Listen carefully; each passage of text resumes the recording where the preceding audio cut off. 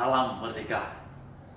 Masih di dalam rangka kebangsaan, kita akan sama-sama merenungkan satu bagian dari Alkitab kita yang terambil dari surat Paulus ke jemaat Filipi di pasal yang pertama, ayat yang ketiga sampai dengan yang keempat. Saya akan membacakannya bagi kita semua. Filipi pasal yang pertama, ayat yang ketiga sampai dengan yang keempat. Aku mengucap syukur kepada Allahku setiap kali aku mengingat kamu.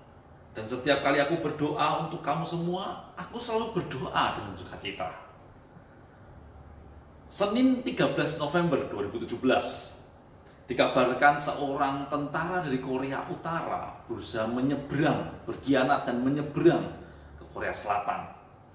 Korea Utara yang tidak membenarkan perbuatan tentara ini segera memburu tentara ini dan kemudian menembakinya, berharap tentara ini akan mati. Namun sayang memang tentara ini berhasil meloloskan diri ke Korea Selatan.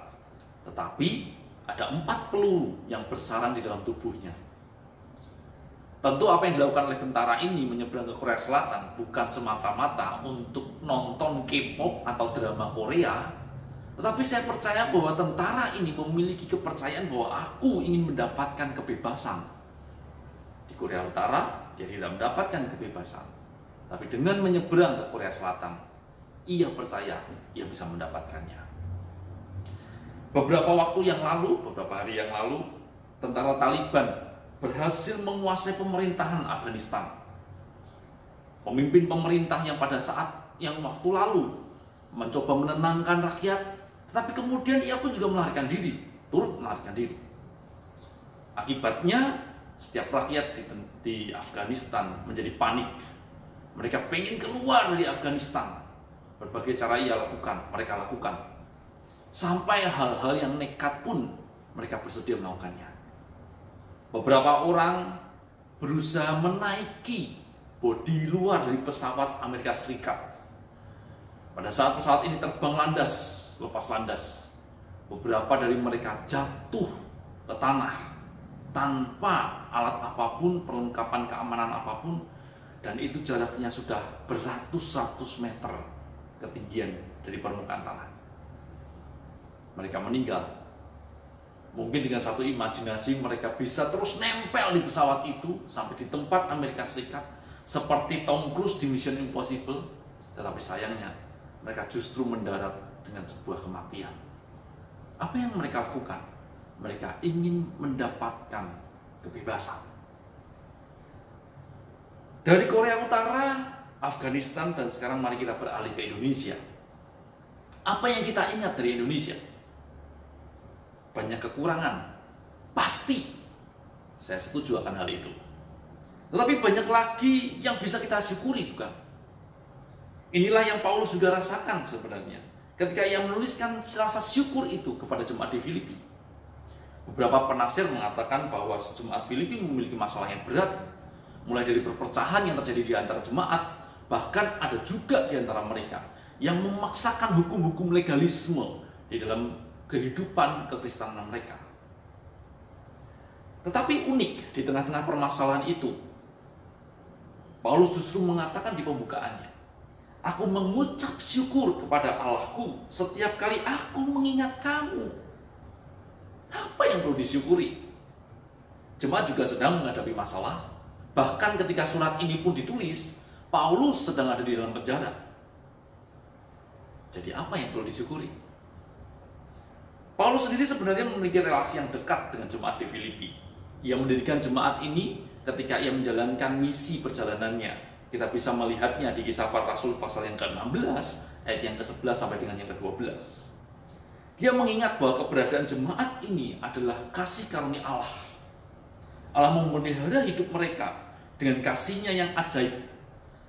Sehingga alasan ini cukup kuat untuk ia bersyukur atas keberadaan jemaat di Filipi. Ia bahkan mencatat banyak peneliti mencatat bahwa ada sekitar 14 kali kata sukacita di dalam bahasa aslinya yang tertulis di dalam sepanjang surat Filipi ini. Bahkan ini sebenarnya juga berlaku bagi kita yang hidup di Indonesia. Kita tahu masih banyak masalah di Indonesia. Tetapi kita pun perlu tahu bahwa ada jauh lebih banyak lagi alasan untuk kita bersyukur karena Indonesia masih dipelihara Tuhan, bukan?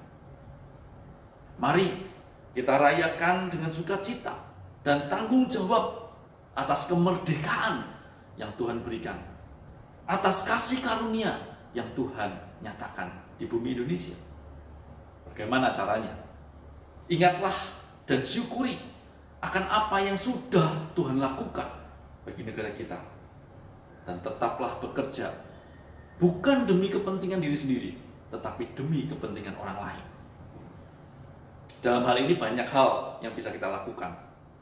Misalnya saja, jangan kita menyebarkan berita hoax atau kebencian, terutama lewat sosial media kita, atau di grup WhatsApp dengan siapapun yang ada di dalam grup itu. Menyebarkan berita yang berimbang. Ada beberapa orang yang lebih suka men-share COVID-19 yang sangat menakutkan, tetapi tidak pernah men-share berita COVID yang sebenarnya bisa disembuhkan. Menyebarkan data kematian lebih banyak, lebih suka dibandingkan data kesembuhan. Saudara, ini bukanlah berita yang berimbang. Kalau kita mau menyebarkan satu ketakutan, jangan lupa kita perlu menyebarkan kedamaian. Jadi jangan sebarkan ketakutan kalau kita tidak bisa memberikan kedamaian di antara kita semua. Kita tahu bangsa ini tuh sedang menghadapi masalah. Tidak ada satu orang pun yang tidak tahu bahwa Indonesia itu sedang menghadapi pandemi. Semua orang tahu. Tanpa menyebarkan berita ketakutan, kita pun sedang sedang dicengkram oleh rasa takut itu. Mari, hanya dengan bersatu padu, kita bisa melewati ini semua. Mari, kita terus upayakan yang terbaik untuk bangsa ini. Kita bersyukur untuk apa yang sudah Tuhan perbuat. Dan mari, kita bekerja atas apa yang masih Tuhan percayakan bagi kita di bumi Indonesia ini. Mereka. Amin.